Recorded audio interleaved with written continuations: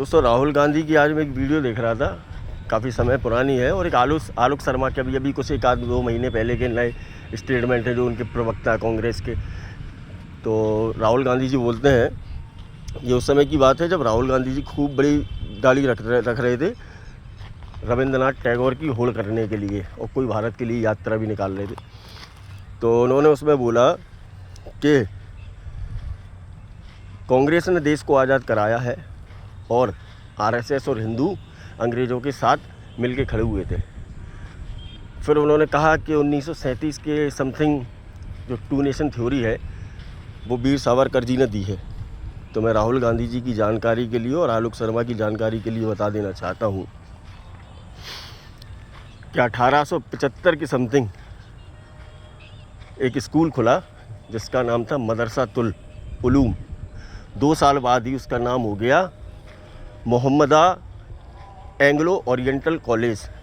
उसके बाद 1920 में उसका नाम हुआ आज का अलीगढ़ मुस्लिम यूनिवर्सिटी। उसके संस्थापक थे सर सैयद अहमद ख़ान। ठीक है, अब सर सैयद अहमद ख़ान ने अपनी ये सारी बातें उनकी किताब में बताई हैं, जिस किताब का नाम है असबाब ए बगावत हिंद। ठीक है, 1887 और 1888 के लगभग इसी दौरान उन्होंने मेरठ में खड़े होकर भाषण दिया था। उन्होंने बोला था कि भारत जो है एक देश नहीं है, भारत में 2 राष्ट्र हैं, एक हिंदू और एक मुस्लिम।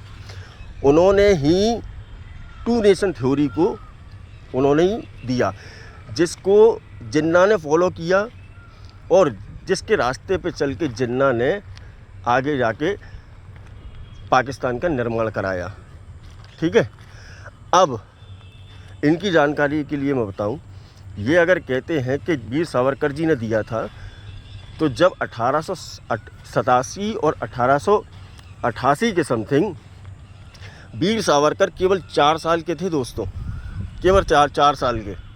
ठीक है, 1937 में बात कहाँ से आ गई भाई? कब सर सैयद अहमद ख़ान ने कब से दे रखा है वो स्टेटमेंट 2 नेशन थ्योरी का? सर सैयद अहमद ख़ान ने मुसलमानों से कहा कि अंग्रेज़ों का साथ दो, अंग्रेज़ों की ग़ुलामी करी उनने।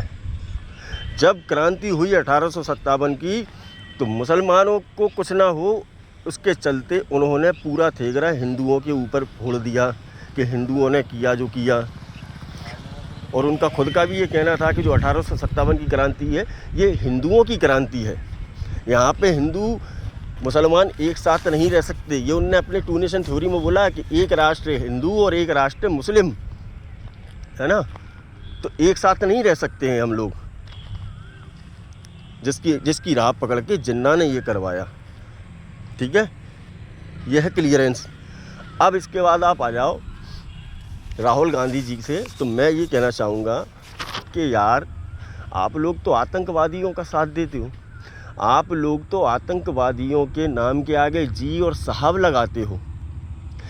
जाकिर नायक जैसे को आप शांति का मसीहा बताते हो, मोहम्मद मसूद अजहर जी कहते हो आप।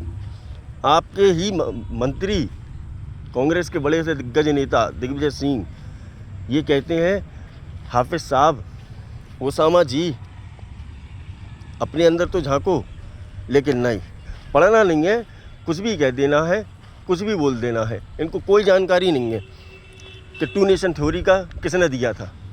सावरकर जी पे आरोप लगा रहे हैं, बेचारे वो उस समय 4 साल के हुआ करते थे जब 1888 में 87 के समथिंग 2 नेशन थ्योरी को सर सैयद अहमद ख़ान ने दे चुके थे, बता चुके थे वो हिंदुस्तान को, देश को, कि ये दोनों एक साथ नहीं रह सकते हैं। और पूरा का पूरा ठेगरा हिंदुओं पे फोड़ दिया था। ये थे सर सैयद अहमद ख़ान, जो भी इन लोगों को ग्लोरीफाई करते हैं। ये हकीकत उनकी, मुसलमानों की ग़ुलामी की उनने, मुसलमानों ने उनकी अंग्रेज़ों की ग़ुलामी की और अंग्रेज़ों का साथ दिया, आज़ादी के ख़िलाफ़ खड़े रहे अहमद ख़ान। कभी इनने ना आज़ादी के लिए लड़ाई नहीं लड़ी, आप ये सोच लो, हमेशा पीछे हट गए और अंग्रेज़ों की ग़ुलामी करने लग गए। ये थे अहमद ख़ान।